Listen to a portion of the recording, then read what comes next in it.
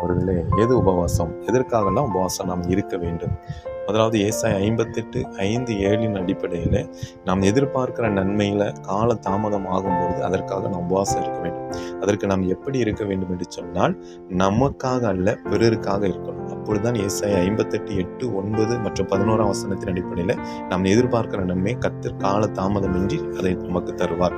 2வது யோவேல் 2 மற்றும் 15 வசனத்தின் அடிப்படையில் தேவ கோபம் நீங்குவதற்காக நாம் உபவாசம் இருக்க வேண்டும். அதை எப்படி இருக்க வேண்டும் என்று சொன்னால், சுய விருப்பத்தின்படி அல்ல, தேவ சித்தத்தை கேட்டு நாம் இந்த உபவாசத்தை இருக்க வேண்டும். அப்பொழுது தேவ கோபம் நம்மை விட்டு நீங்கும்.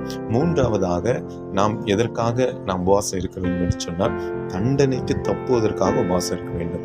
இதற்கு யோனா 3:5 அடிப்படையில் தேவனை விசுவாசித்து பாவத்தை அறிக்கை செய்து அதை விட்டு உபவாசம் இருக்க வேண்டும். அப்பொழுது நாம் தேவ தண்டனைக்கு நாம் தப்பித்துக் கொள்ளலாம். இப்படிப்பட்ட உபவாசம் இருப்போம். ஆமென்.